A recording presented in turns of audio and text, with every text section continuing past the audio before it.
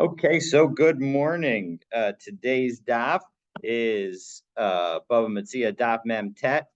We are a few lines down on Mem Tet Amud Aleph already. I'm going to share my screen and we'll get started. So I thought it made sense to go over some of the machlokot that some of the disagreements that we've seen so far in this chapter, because many of them will be used during the course of today. So the first is that our Mishnah had the following debate as to whether parties to a transaction can renege after money has changed hands, but before the object acquired has changed hands. And the fundamental point of our Mishnah was that once the object that's being acquired has changed hands, then it's a done deal. There's no backseats. But if only money has changed hands, then potentially there's a debate as to who can go back on it. According to the rabbis, either party can go back on it, but it's subject to the Mishapara curse. Just as Hashem paid back the Dor Avlaga, the Dor Mabul, so too should Hashem pay back those who are not honest in business in fulfilling their word of having signed an agreement. And so as a result, that's the rabbis. Rabbi Shimon says, no, the person who has the money has the upper hand. And so as a result, only the seller has the ability to undo it, because the buyer, he's already given the money. So as a result, that's been the issue. Now, in understanding this debate, we had the following debate about what effectuates the transaction according to the Torah. Rabbi Yochanan says that really, according to the Torah, money does work, that you don't actually need Mashiach. Mashiach means that you drag it, that you pick it up, that, that it literally means to drag it. But the point is that you take ownership of the physical item itself. And that according to Rabbi Yochanan, when you use money to acquire movable property, really it works. But the rabbis were concerned, and you can understand the concern. They were concerned that the seller would say that, listen, the grain that you bought was burned in my attic yesterday, and so I'm sorry, but you paid for it yet today. You paid for it yesterday, and it got burned after you paid for it. So you lost it. I'm sorry, there's nothing I could do for you. Well, the rabbis realized that creates a very terrible incentive, both for lying, but also for watching. And so as a result, they said that, no, you need to have Mashiach. But really, on a biblical level, the acquisition works. And so that's Rabbi Yochanan's view. And Rabbi Yochanan's view works with both the rabbis and Rabbi Shimon. And what the debate is, both the rabbis and Rabbi Shimon could agree that money works from the Torah, that mos konos is the way we say it.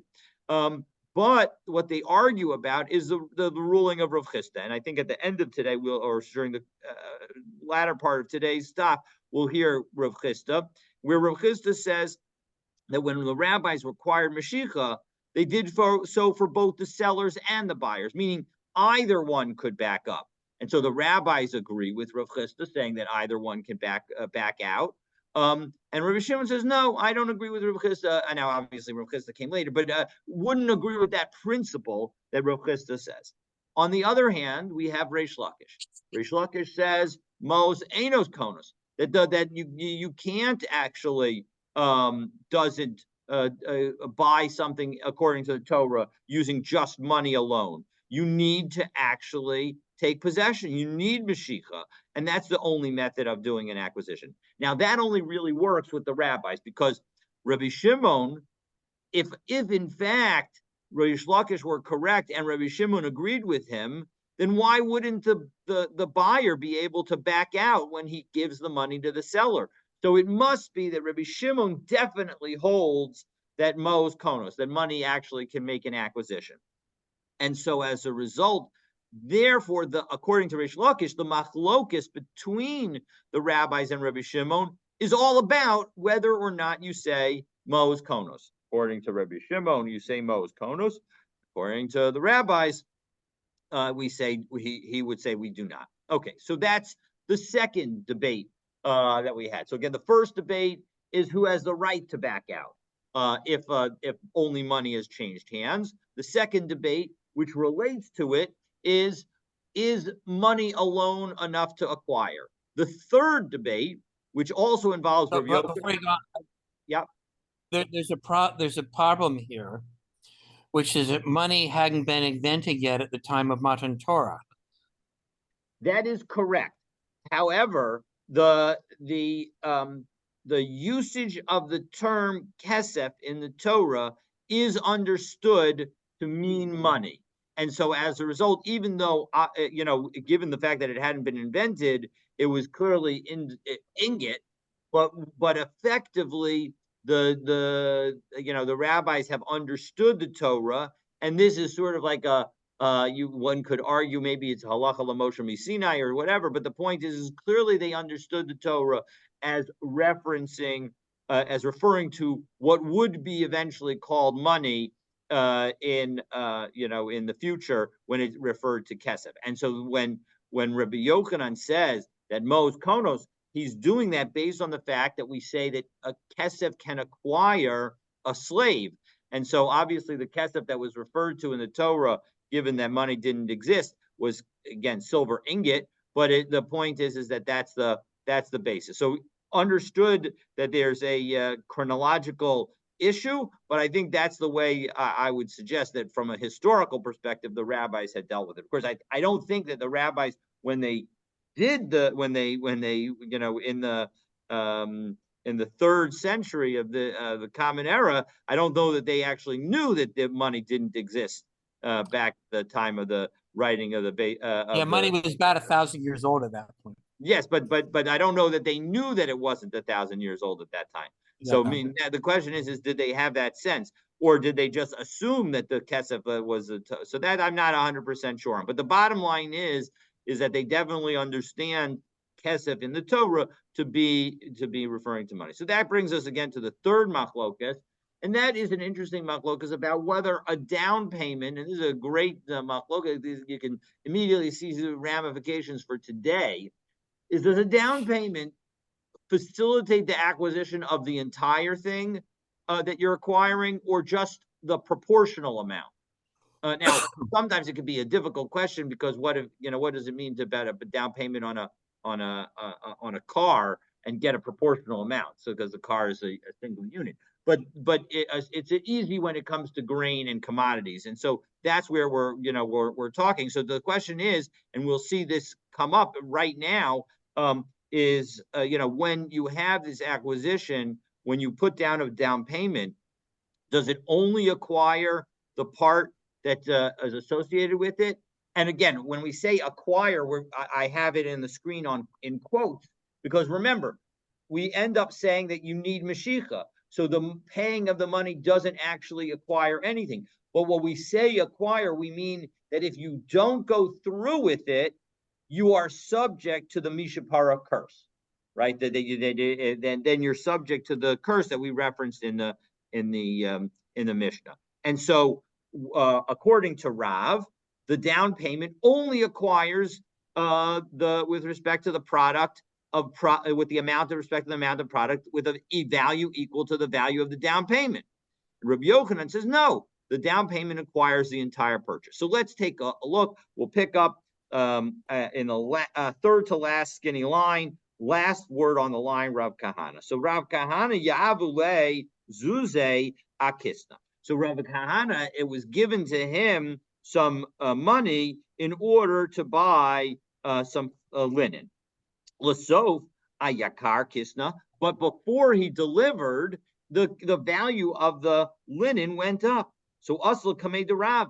Fortunately, he went to Rav. Now, remember, Rav's the one who says you only acquire opposite, connected the amount of the down payment itself. So Amrlai, so Rav told him, B'mai dinikitas zuze, that which you've taken already, the money, havlahu, that you have to give the guy. One second, can you move the screen up? Oh, sure. Sorry. Thank you. So that which you've already given the guy, that's what you've already taken from the guy, you have to give the amount. So because again, you took $100 as a down payment for the $1,000 purchase. So you need to give 10% of the amount that you would have said that to give at the original price. But the idach, with respect to the rest of it, dvarim ninhu, that's just words. Udvarim ein behem mishum mechusarei amuna. So because of some failure to live by your words, that doesn't constitute a lack of trustworthiness. The itmar, because we said with respect to dvarim, Rav Amar ein behem mishum mechusrei amana, but Rabbi Yochanan Amar yesh behem mishum mechusrei amana. Very much tied to the machlokes that we just saw about whether or not the down payment works with respect to the whole thing. Rabbi Yochanan says it works with respect to the whole thing, possibly in part because he believes that reneging on words constitutes a lack of trustworthiness, and he doesn't want that to happen. So Meisvei, let's take a look, and we're going to go through a couple of questions, first on Rav, then on Rabbi Yochanan, and we'll see where we end up. So Meisvei, Rabbi Yossi, Rabbi Yehuda Omer, we have a brisa where Rabbi Yossi says in the name of Rabbi Yehuda, Mal Talmud Lomer Hin Sedek. Why does the Torah tell us that you need to have appropriate hin measurements? V'halo hin bichlal eva haya. But the word a hin kind of measurement is another kind of measurement to a ephah. And we have the pasuk says mo'uznei tzedek, avnei tzedek. You have to have the right weights. Ephah tzedek, behin tzedek. You have the right volume measurements. So the point is that whether it's weight or volume, you have to have the right measurement. So why did it need to give two kinds of volume measurements? So Ella Lomar Lucha, why did it do that? The Brisa continues to tell you Sheyehei Hein Shelchat Tzedek. It's a beautiful, beautiful Brisa that your yeses, Hein, even though Hin and Hein are not actually related, I don't believe etymologically, there's a pun that's involved. So this shows that puns are a very Jewish thing. So Hein Shelcha Tzedek, that your yes should be correct, your yes should be accurate. V'lav shelcha hadis, and your no's should be correct. Meaning, when you say yes or no to something, you should fulfill what you're saying. So, doesn't that show that Rabbi Yochanan is correct? Because after all, Rabbi Yochanan is the one who says that words alone require trustworthiness. So, Amar Abaye hu shelo yidaber echad b'peh ve'echad b'leiv. No, everybody agrees with this concept, which is that you can't say one thing with your mouth and mean another thing with your heart. That even at the moment is a problematic. The question that Rabbi Yochanan and Rav are debating with respect to whether the failure to perform a verbal commitment, that's where you intended to fulfill the verbal commitment at the moment you made it. But then when it came later, something came up and you now don't fulfill it. That's the time where we ask the question of whether or not it constitutes trustworthiness. But if you, in fact, are a liar to begin with because you had one thing in your mind and you said something else, that everybody agrees would be subject to the not trustworthiness of failing to have an appropriate hin, an appropriate yes. Okay, so that was challenge number one. Challenge number two, Meisvei. Rabbi Shimon Omer. So now we have a brisa that says Rabbi Shimon explains the following: Af al pisha amru talos kona dinar zahav. Even though we have the general principle that the object acquires the currency, ve'ein dinar zahav kona talos, but the transfer of the money does not acquire the underlying object that you're buying. Mikomakom kach halacha. In any event, this is the law. Aval amru. But the sages said, meaning that the point is that the halacha is that the sages said with respect to somebody who doesn't fulfill, even though they've given the dinar zahav, and now they don't go through with the deal. Mishapara me'anshe dor hamabol, me'anshe dor haplaga, hu asigli para me'misha eno ome b'dibura. That somebody who doesn't fulfill their word, that's Hashem is going to exact retribution is how they translate Mishapara, but they'll pay. Hashem will pay you back, as we say colloquially. That's if the way Hashem paid back the generations of the flood and the dispersion. Okay, so again, that seems to suggest that failure to observe your word is a problem. So doesn't that Does it apply to Jews as well? All of those examples are non-Jews.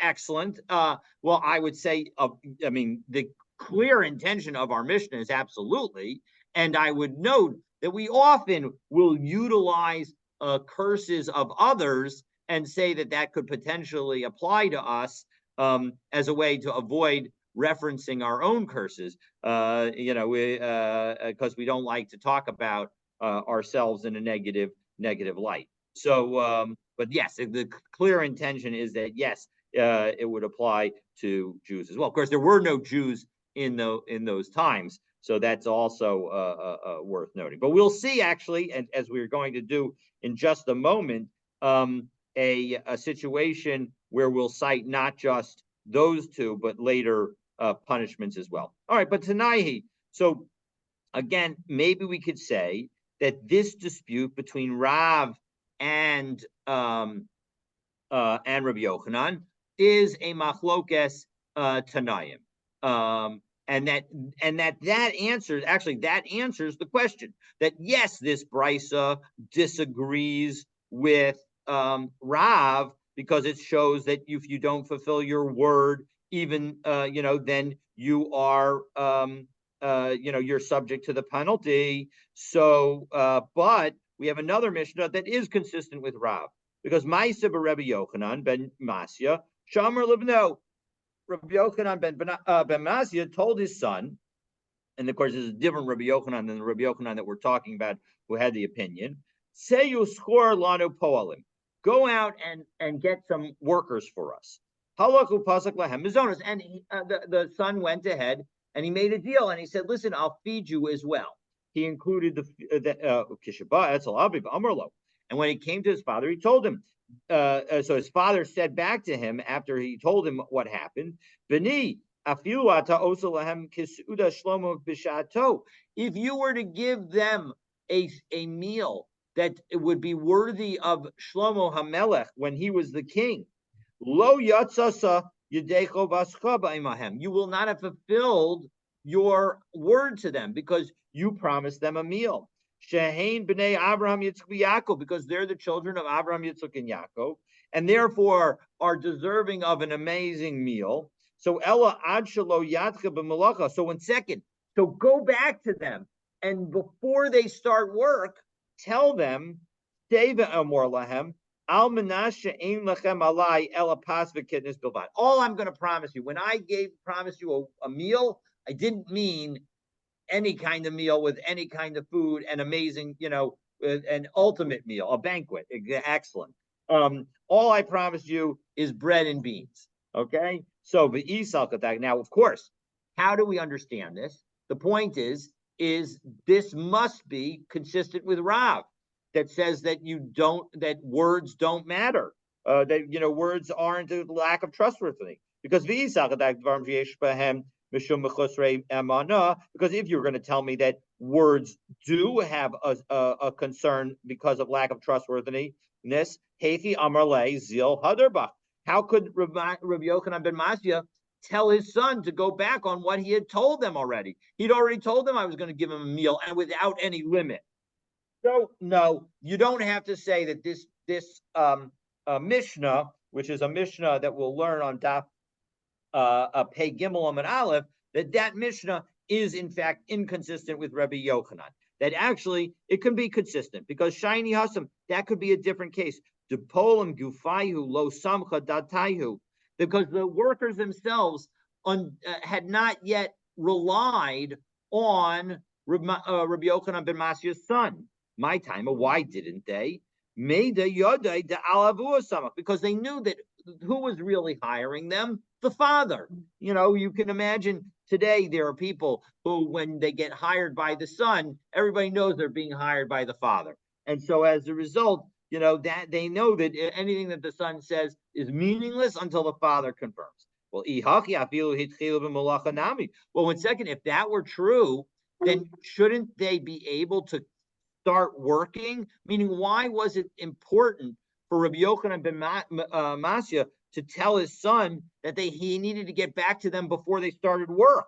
Even after they started work, they didn't rely on the father's on the son's promise for food. So no. So the answer is no. Actually, if in fact they started work, well, then they would have known. Then they definitely would have relied on what they'd been told.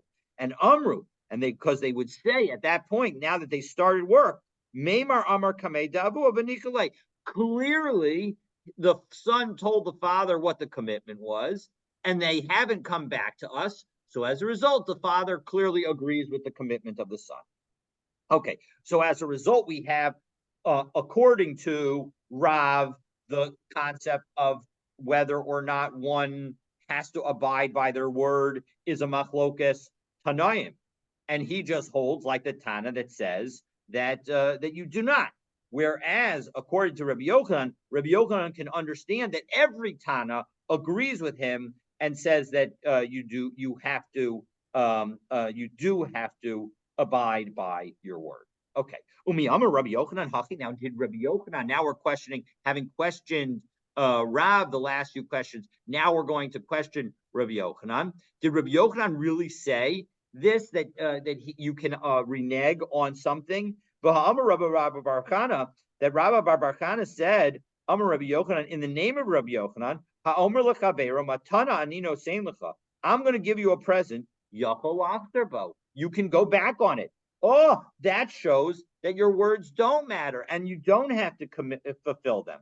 So Yachol, 1 second, the fact that he says that he could go back, Pshita, that's obvious. Everybody agrees that, because remember, the only question is whether you're no longer trustworthy. You legally have the right to go back. Elamutter lachzarbo. What Rabbi Yochanan must be saying here is that you're permitted to go back, in which case there's no punishment for having lied in that case. So doesn't that show that Rabbi Yochanan does not, in fact, say that reneging is a problem? Reneging on a words alone is a problem. So Amar of Papa, umbo the Rabbi Yochanan b'batanamu etes desamcha dayatayu. That Rav Papa explains that brisa as saying that yes, it's true that Rabbi Yochanan says that going back on a big present is a problem, but if you're going back on a small present, then that would be okay. So and the point being that when it comes to buying and selling is because everybody, when they sell something or buy something, believes that they're getting a fair deal. So as a result, every sale transaction is effectively treated like a small gift, because therefore, when it comes to a small gift, with even your words alone, is something that Rabbi Yochanan would say that you need to fulfill. And so as a result, we've now understood that there's a caveat to Rabbi Yochanan saying that you have to fulfill your word. If you make a very big promise, then it's understood that people aren't necessarily going to rely on it, and therefore you don't necessarily need to fulfill it. But if you make a smaller promise, then people do rely on your word, and as a result, you have to fulfill it in order to avoid being considered somebody who's dishonest. All right, and Hakinami Mistabra makes a lot of sense. The Amar Rabbi Abahu, Amar Rabbi Yochanan, because Rabbi Abahu said in the name of Rabbi Yochanan, what did he say? Yisrael Sha'amar Leben Levi, that if a Yisrael tells a Levite, Kur Maser Yesh Lecha Biyadi, listen, I am going to give you this basket full of Meiser that is going to be for you. So being Levi, Rashai Laso Trumas Meiser Al Makom Acher. Well, one of the obligations, and remember, let's go over quickly the obligations of Truma and Meiser, that when a Levi receives the Meiser gift from a Yisrael, 1/10, which is a tenth of what the Yisrael has, the Levi has to give 1/10 of what he gets on to the Kohen. And so as a result, he now has that obligation. He can say, you know what? Thank you so much, John, for Yonatan, for your basket of your bushel of wheat. But I'm going to use that bushel of wheat to because I got 9 other bushels of wheat that I've gotten from other people, and that's going to be my Trumas Meiser. That's going to be the basket that I send to the Kohanim. And now 1 second. So he's allowed to do that. And Amrat, now if you tell me Bishlama lo matzi mihaderbe, that the Yisrael is not able to go back on his word without actually being treated as a liar, Bishum Hachi Rashai. That's why the Levi has the ability to do it, because the guy can't go back on his word. Ela Amrat matzi mihaderbe. But if you tell me that Yisrael could go back on his word, Amai Rashai, how could the Levi be permitted to use this new gift as Trumas Meiser? He may not ever get it. It's going to turn out that the Levi is eating tevel, because until you take the Trumas Meiser, all the Meiser that you have is not edible yet. It's considered mixed up with the Trumas Meiser in it. So doesn't that show that Rabbi Yochanan permits reneging? That even though Rabbi Yochanan permits reneging on a gift, he agrees that reneging on a small gift is forbidden. And Rashi points out that in fact this is considered a small gift because the right that one has to determine who gets the Trumas Meiser is not a big thing. It's a small thing. Meaning the Yisrael doesn't have rights to the whole bushel. The only right he has is to decide who gets the bushel. And that's a smaller thing. And so as a result, this is really just a small gift, even though the bushel may be a lot. So well, 1 second, maybe we could say that this case is really dealing with where the Levi picked it up and then put it back down in the Yisrael's possession.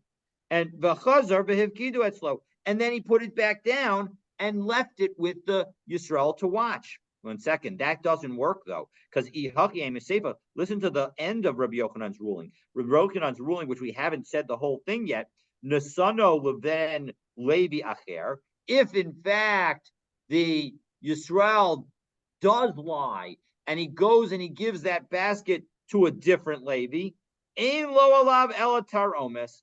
The only thing he could do is complain. The only thing that the first Levi can do is complain, meaning he has no legal rights to it. But if you're going to tell me that the Levi originally picked it up and took possession of it and then put it back down, why do you say that he only has the ability to complain? He came on Mishachei Mamona Islay Gabe. Once he took it, he put the possession of it. It belongs to him. So we got to say that this was a case where it was not picked up. It was not taken. So Shema Mina. So in fact, we can learn from this that Rabbi Yochanan says that although a big gift you can renege on, a small gift you may not. Again, may not in order to avoid being a liar. Technically, you can. All right. So now, Hahu Gabra di Yohev Zuze Ashum Shmei. So now another story. Story number 2. So who reneged on this case? The Levi gave it back. Remember, we thought that maybe the Levi gave it back. In the end, we're going to say that Yisrael gave it to him. No, but the Levi never took possession of it. And now the Yisrael is giving it to a different Levi. So in that situation, the first Levi only has a right to complain. He has no legal rights to the thing. At the same time, the Yisrael who did that, is on some level, not viewed the greatest, even though, again, he can do it, but he shouldn't do it because it was something that the first Levi could rely on, meaning the first Levi actually relied on it because it was a small gift. And therefore, the Yisrael who goes back on his word is considered untrustworthy, but it's not. But the first Levi who was supposed to receive it has no legal rights and no legal claim against the Yisrael. So the Yisrael took it back then, is that it? Well, remember, he never took it. He never actually gave it. We'll just pretend that you're the Levi, I'm the Yisrael. So I say to you, I've got a bushel of wheat that I wanted to give you as truma, as meiser, that's in my yard. You say, oh, thank you very much, David. That's so nice of you. And then I say, and then 2 weeks later, you haven't picked it up. I haven't actually formally given it to you yet. I go to Charlie, who will say also is a Levi in this case. And I say, you know what, Charlie, I really appreciate all of the things that you do for me. Here you go. Here's the bushel. And I actually give the bushel to him. So now Charlie takes it. So in that situation, because it's considered a small gift, because my rights to this bushel, even though it's a big bushel, my rights to the bushel are only get to say who gets it, which Levi gets it. So as a result, it's considered a small gift. And as a result, you as the first Levi had the right to rely on it. But that right to rely on it does not actually give you any legal rights to it. The only thing it means is that now I would be considered untrustworthy if I had in fact given it to Charlie. Now, of course, I wouldn't do that. And so as a result, I am trustworthy. But the bottom line is that's the case that we're talking. So now we're going to deal with another case of sesame. So hahu gavra de yav zuze ashum shmei. So a person paid money for some sesame. L'sov ayakar shum shmei. And of course, the value of the sesame went up. And so the person who paid the money wants to get the sesame at the original price. The person who doesn't want to do it. So hadrabahu va'amrulay. So they said the sellers came back to him and said, Leislan shum shmei shkol zuzach. We don't actually have any sesame, so take your money back. Lo shakil zuze, but he didn't take back his money.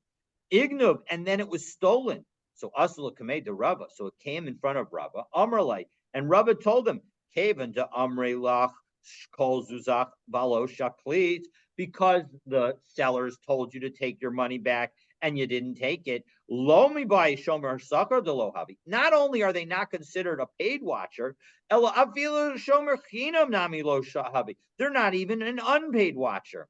So amrule rabbanan l'Rava. So it's second, the rabbi said to Rava, 1 second, but 1 second, the sellers are subject to this curse. So Amr Lahu, Hachinami, yeah, they're subject to the curse, but that doesn't give the other side to the deal a legal right. Okay, so again, you need to. It's sort of like this balance that we try to have. We want to have that money does not create an acquisition, but at the same time, when you've paid the money, you have some rights to assume that the deal is going to happen. And so that's the balancing that we're trying to create here. We say that if you go back on your word, you're going to be subject to mishapara, but if you go, but you're not going to be subject to any legal case against you. So Amar of Papi, so Rav Papi said, Amar li Ravina. Ravina told me that actually, L'didi Amar li hahu mirabanim. This rabbi told me, V'Rav Tvus Shmei, and it may be that Rav Tvus was his name. For Amrila, and some people say Rav Shmuel Bar Zutra Shmei, that his name was Rav Shmuel Bar Zutra. That this is what the Rav Shmuel Bar Zutra or Rav Tvus told Ravina. Di'i havu Yahweh le kol chala to Alma. That even if they would give him all, and this person was so trustworthy that even if they could give him all the treasures in the world, lo havikam shane b'dibure, he would never back away from his word. So bidi, and what did the person say? Bididi havav uvda, that actually Rav Tvus or Rav Shmuel said it was me that this story happened to. So don't believe the story as it was told, because this is what happened. Hahu yoma apanyam demali shabsahabit. It was Friday evening, and the guy came to me, Vahavi Yasivna, and I was sitting at home. And he came and he was standing next to the gate. Amarli, Islach Shum Shemei Lizabune, you have any sesame for this Shabbos that I could buy? And I said, Amri Lo. I told him I didn't have it. So there was no deal here. Amarli, he told me, can I leave this money with you? Because it's it's getting dark. I'm not going to get home in time, and I don't want to be holding on to this money on Shabbos. Amrile, I told him, my house is before you. Put it wherever you want. Osvinu So he put it in my house, and it was stolen. So Asla Kamei de Rava. So we came in front of Rava, and Amar Lay, and Rava said to him, Kol ha besa kama. Whenever somebody says, my house is in front of you, meaning go ahead, it's up to you. What he's really saying is you could do it if you want. You could leave it here if you want, but I'm not taking responsibility. That's what my house is before you means. Lo mi by shomer sakar delo havi. Not only is the person whose house you've now put your stuff in not a paid watcher, ella afil shomer chinam nami lo shavi. He's not even an unpaid watcher, and so therefore, when it got stolen, I didn't owe anything. So Amrulay. So we said to this guy. So the Ravina said to either Rav Tvus or Rav Shmuel. 1 second, but we heard the story. Vaha Amru le Rabbanan le Rava. We heard the story that the rabbis told Rava, what about the Mishapara curse? So how does your story have anything to do with the Mishapara curse? And he said to me, to Ravina speaking, Lo hayu dvarim om. That never actually happened. So actually, this case that we thought we might have had a related case about the requirement to be an honest person, actually, it never happened. So you can't necessarily bring any proof from it, but nonetheless, it seems like the halacha would be that way, that we would say that the person would have the right legally to undo the deal, but they would be subject to the Mishapara curse. Okay. But when he's saying never, is he talking about the idea of the curse never happened, or but this particular story? This particular story. He's saying the question that was asked of him is, we heard that the rabbis told Rava that 1 second, what about the rule of Mishapara? And that obviously wouldn't have happened. That Mishapara question makes no sense under the facts as they've been retold in the accurate fashion. Right? If the story is just, I want to buy sesame, sorry, I don't have any. Can I leave my money with you? Sure, my home is open to you. Put it wherever you want, but I'm not going to be a shomer sucker or a shomer chinam. That story has nobody who could be potentially subject to the Mishapara penalty. And so the question that Ravina was asking the person is, I don't understand. When I heard this story told over, somebody said that the rabbis asked Rava, well, what about the Mishapara penalty? But that doesn't apply to your story. And so the response is yeah, you're right, it doesn't apply to my story, because that part of the story never actually happened. And so the story got perverted over the years and became something that it actually wasn't. So he made up the story? Well, it wasn't made up, but it's a game of telephone, meaning as we tell stories over and over again, my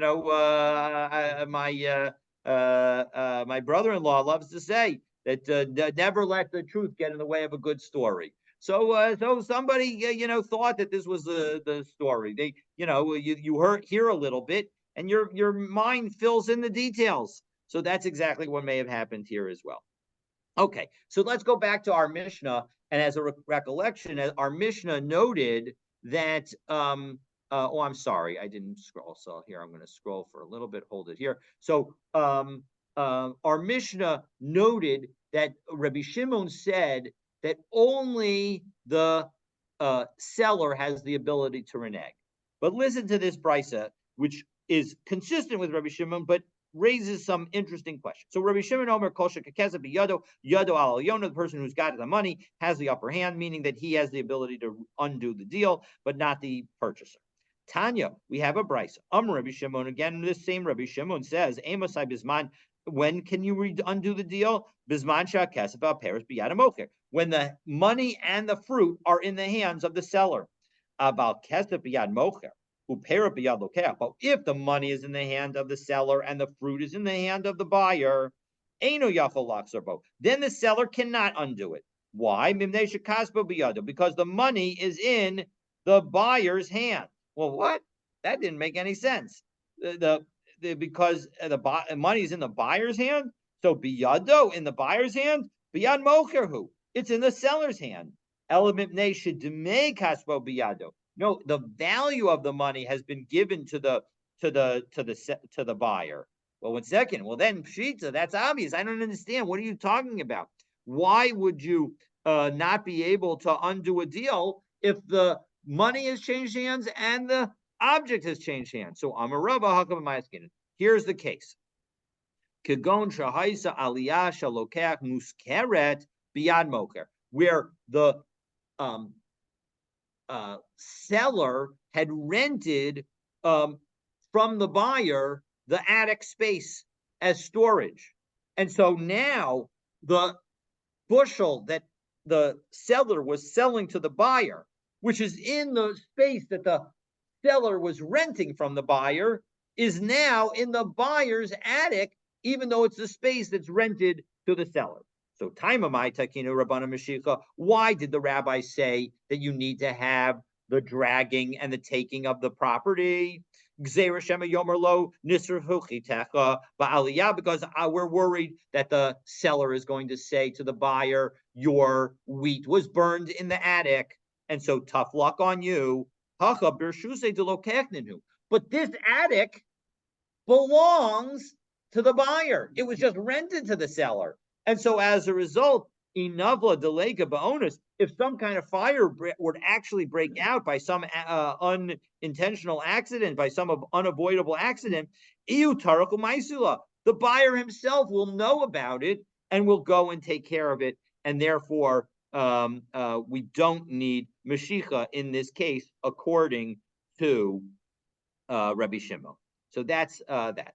And now we have a final story before we get to the next Mishnah. Ahu Gabra D'Yav Zuze Achamra. So a person paid for some money for some wine. L'sof Shama Dekat Boy Leminseve Debay Parzo Rufilia. That the office of the viceroy Parzak, so he is going to take the wine. So Amrle Havli Zuze. So the buyer says to the seller, listen, give me back my money. I don't want the wine any longer, right? I haven't taken the wine, so I want to go back on my deal. So lo be'ina chamra. I don't want the wine. Asala kameda Rav Chisda. So now they came in front of Rav Chisda. So Amrle kedera shektiknu mashicha b'mochrin. Just as we say that mashicha benefits, this is the statement that we said that we quoted earlier, just as the rabbi said Mashicha benefits the seller, meaning that when you think about it from the perspective of Rabbi Shimon, that Rabbi Shimon allows the seller to undo it because he's holding both the money and the produce. So so too the buyer has the right to undo the deal, even though he's not holding the money or the fruit. And the interesting thing about this case is that in this case, we actually don't say, according to many Rishonim, we don't say that you would be subject to the penalty of the Mishapara penalty. That specifically, whether it's the I think it's the Ritva that says that that actually here you wouldn't, and Tosos as well, back on Mem Zion Mabet also notes that in this situation where the entire item is lost, you would have the ability to undo it and say, no, I don't want we didn't do Mashicha, therefore the deal's not done, therefore I can get my money back. And so that highlights the fact of when do we allow somebody to undo the deal. All right, so that brings us to the next. But the seller is holding the money. How can the buyer then force the seller to give them? The seller has the money and the goods. Correct. So he can say, "Listen, I have the money, I have the goods. How are you going to force me to give the money back?" Well, if you take them to court, he takes them to court, and the court says, "Did the guy ever take possession of the goods?" And the seller's an honest person, and he says, "No, he never took possession of the goods." And the court will say, well, listen, until the person takes possession of the goods, even though it may be subject to the Mishapara penalty, Mishapara curse, a person's allowed to undo it. And in this case, because nobody took possession and it's all getting taken away by the government, it's not even going to be subject to the curse because it's totally understandable that the person wants to undo the deal. That's not being untrustworthy. That's just being lucky that the person didn't do Mashiach yet. So we would undo the deal in that situation. Okay, so now we're going to now pivot, and the rest of this chapter is going to deal with the laws of overcharging and undercharging. And we're going to see that there are three situations where there's a situation referred to. So if the difference is less than 1/6, so the cheated party is assumed to have waived recovery and the transaction's valid. It's just, that's the deal. You paid a little too much. Okay. If the difference is exactly 1/6, and that's going to be referred to as ona in our Mishnah, then the transaction is valid, but the difference needs to be paid back. And finally, if the difference is more than a 6, then the entire transaction is invalid. So our Mishnah begins by defining the extent and time frame for concerns regarding ona. So ha'ona arba kesef esrim ba'arba kesef l'sela. That a fraud, a ona situation is when the difference is 4 out of 24. So shusus mitlamikach. It's 1/6 of the purchase. Ad masai mutar lahachzir. And how long does a person have to go back and undo it? Ad kadeshi yareh l'tagar o l'krovo. As long as the person has, in order to go and show what he purchased to another business person or some relative. So Hora Rabbi, and now this is meant to be an objective standard, not a subjective standard, meaning that there's an amount of time that's assumed that it will take, and it's a reasonable amount of time, but it's definitely less than a day. You're obligated to go right away and check it out. So Hora Rabbi Tarfon Belud. Rabbi Tarfon taught the following in Lud. Hauna Shmona Kesef Esrim Va'arba Kesef L'Sela. That's 8 out of 24. Shalish Lemekach. And it's 1/3 of the purchase. Oh, what happened? The Samchu Tagre Lud. The people of Lud, who were the merchants in Lud, were thrilled because now they can charge up to 1/3 more, and that would be fine. So Amar Lahem, Kol Hayom Muter Lachzor. All day, but then Rabbi Tarfon said that they have all day to undo the deal. So Amr Lo, they said back to Rabbi Tarfon, you should stay where you are. We don't want you to bother us. Because they realized that if in fact the buyer had all day, so there would be there's opportunities for fluctuation in price during the course of the day.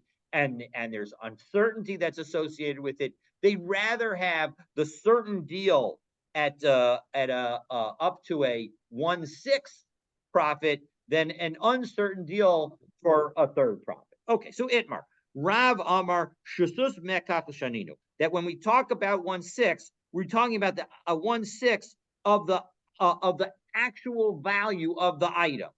Shmuel Amar Shusus Mos. Nami Shaninu. No, it's not just 1/6 of the actual item, but also 1/6 of the amount paid. So let's give me an example, because that's kind of confusing. What does that mean when we say that? So let's take a look. So Shavi Shisa B'chamsha, if something is actually worth 6 and you sold it for 5, Shavi Shita B'shiva, or if it was worth 6 and you actually sold it for 7. So again, the difference between what it was sold for and its actual value is 1, and the value is 6. So that's exactly 1/6. So Kuliyama lo pligi de basar mikach azlina. Everybody agrees in those situations. You go under the value of the actual item itself. But onahavya, and it's exactly 1/6, and so the rule of 1/6 would apply. So ki pligi, where do they argue? Shavi chamisha b'shisa. What if it's actually worth 5 and it was sold for 6? Or shavi shiva b'shita, or if it was worth 7 and sold for 6. So l'shmuel da amar basar ma'os lina, according to Shmuel, who follows the money. So how much was paid in the end? 6. And how much was the difference in both those cases? If it was worth 5 or worth 7, the difference is 1. So as a result, the exact net of the difference, in both of these cases, it's exactly 1/6, and so it's exactly the case of ona, and they would have the right to the deal would be a good deal, and they would have a right to get paid back of the difference. But the Rav, to Amar Basar Mikach Haslina, But according to Rav, who says that we focus only on the actual value of the item, that what is the value actually worth. So then in that situation, whoops, I didn't mean to raise my hand. In that situation, shavi chamsha b'shita, if it was worth 5 and it was sold for 6, well, what's the difference? It's 1/5. 1/5 is, of course, greater than 1/6. And so as a result, bittul mekachavya, that's greater. If the difference is greater, it's not a good deal. The whole deal is void. And shavi shiva b'shita, and if in fact the item was worth 7 and it was sold for 6, well, what's the difference? Then the difference is only 1/7, and 1/7 is smaller than a 6. So mechila havya, and so that would be a situation where the person would waive the difference.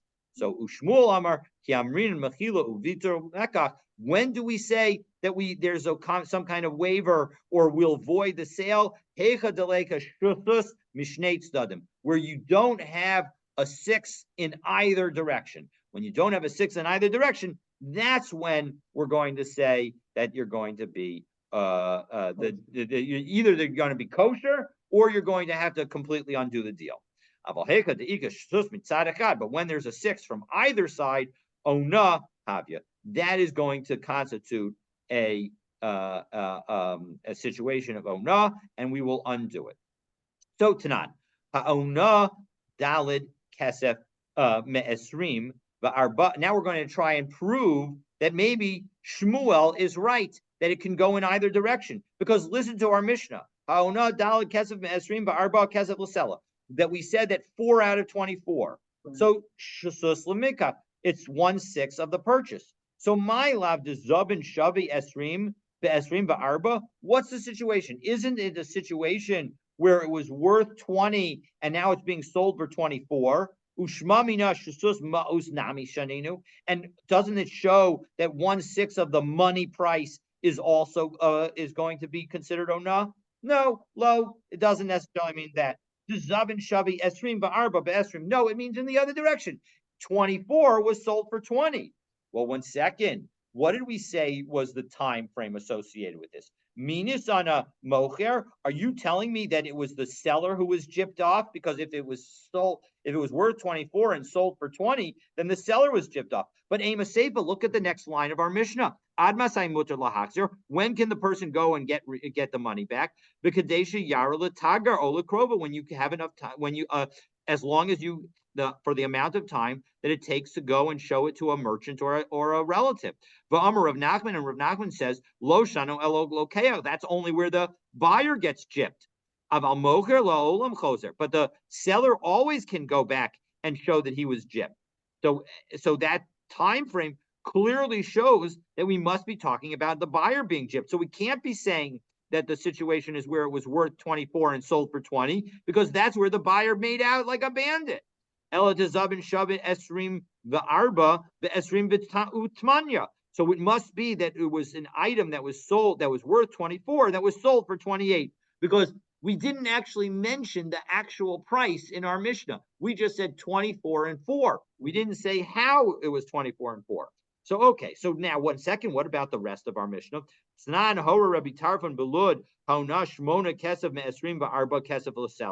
Let's say that it's, why does he go through the trouble of giving out the whole details? Doesn't it have to be that he's talking about shlish l'mikach and 1/3 of the purchase? My lav dezab and shavish shisrei be'esrim ba'arba. You sell it for something worth 16 for 24, and so it shows that the price that you pay is what matters. And so we see that 1/3 of the money also constitutes ona. No, lo dezabin shavi esrim ba'arba b'shitzar. It's where you sold something that was worth 24, that was sold it for 16. But again, it's on a mocher. But 1 second, did you say that the person who was defrauded was the seller? Ema seva amar lahem kol hayom mutar lachzor. The entire day the person can go back. But Amar Rav Nachman lo shanu el lokeach. And again, Rav Nachman says that refers to the seller, not that refers to the buyer going to undo the deal. But the seller always has the ability to undo the deal. So Ella, the Zabin Shavi, Kavdalad, betlassen a train. So it must be that we have that it was sold for 24. It was worth 24, and it was sold for 32. So we'll pick up, God willing, from here. We're not done with all the proofs. So the next Gemara is going to turn to a brisa that supports Shmuel. But to see that, please stay tuned. So why does the seller have, if the seller decides to sell it for 16 instead of 24, that's based on the deal we had? Why can he recoup that and go back? Why do we nullify the deal? Excellent question, because we assume, first of all, many sellers are really just merchants that they don't necessarily know the value of the items that they have in their possession. And we recognize that actually sometimes it's the buyer who has greater knowledge. So you can think of the many cases where, somebody sells a painting and thinks that it's just a print, and it turns out to be a real painting and it's worth a lot. Sell something for less than market value, it undercuts the rest of the market. Well, but that would be arguably a good thing. But go ahead, Charlie. No, it's not. It could be predatory competition, which is not permitted in Judaism. That is true. It could be predatory competition, which is not permitted. But in general, the point is that this is in introducing the concept of mistake. That sometimes you'll do a deal and you just didn't realize the value of what it is that you did. Yes. Now, will note that we're going to learn that real estate is an exception to this. If you're going to sell an apartment for less than market value, the board could step in and say, I don't like that idea. That is true. But that's legal action can they actually take? I don't know. No, they have the ability to stop it. So absolutely. But that's because there's a communal aspect to a co-op that prevents that from happening, which doesn't exist by traditional real estate. So if you have a house, it doesn't make your neighbors could be as upset as they want to be. But I will note that in Judaism, actually, there's a right of neighbors to have a right of first refusal. So there's that aspect as well. But the bottom line is, to answer the question, is that sometimes sellers can be cheated as well. And so that's what we're talking about. And the point is that we want to try and prevent any kind of cheating. We're going to see a bunch of exceptions to the real rules of Ona as we go through our conversations over the coming weeks. But that's the bottom. In an open market, if a seller is selling clothing, for instance, and they're negotiating the price of the shirt, and the buyer says, I'll pay you $10, and the seller says, no, I want 12. So they come to 11. So it may have been the actual value may have been 12, but the seller's willing to sell for 11 because he makes a sale. So how can he come back and say that later I'm going to renege on the deal because I really should have gotten 12? No, so first of all, the good news is that 1/12 is less than a 6. So but let's say But the point is that the point is exactly that once you have such a big difference, and even again, we'll see that there are some exceptions. But the point is when there's a mistake that's associated with it, when the seller can say, I did not realize that the item that I'm selling was actually worth 24 when I sold it for 20. So then that's exactly the point. That the point is that then I want to be able to undo the deal because I didn't know that it was worth. Obviously, if the person knew that it was worth and is giving like a gift associated with it, that would be a different situation. But we're dealing with a situation where the person is claiming on some level some aspect of mistake. All right. It seems that in a case of bartering, even that they come to an agreement like that. In the ultimately. They decide that they're going to sell it for this price. And then he finds out later it was worth $200 more. I mean, whatever the difference is, they say, how can he come back and say 2 weeks later, oh, well, I should have really asked the 200 from you, but I agreed to 100 or whatever. I mean, more than a 6. That's whatever it is. Yeah, I understand. And the point is that that's, again, first of all, the ability to go back that much later is okay, whatever the day is, a day, 2 days, whatever you set the time limit. Look, the bottom line is it's a good question, but the Torah specifically has this rule of onah that you're not allowed to charge onah. And that onah goes in both directions. You're not allowed to pay too little. You have an obligation to pay a fair value, and you have an obligation to charge a fair value. And the point is that if a person paid a value that was way too little for what it was worth, so then they violated the Torah prohibition. And as a result, the Torah encourages them and actually requires them from a legal perspective to pay back so that they don't violate the Torah prohibition. We don't want people to violate the Torah prohibition.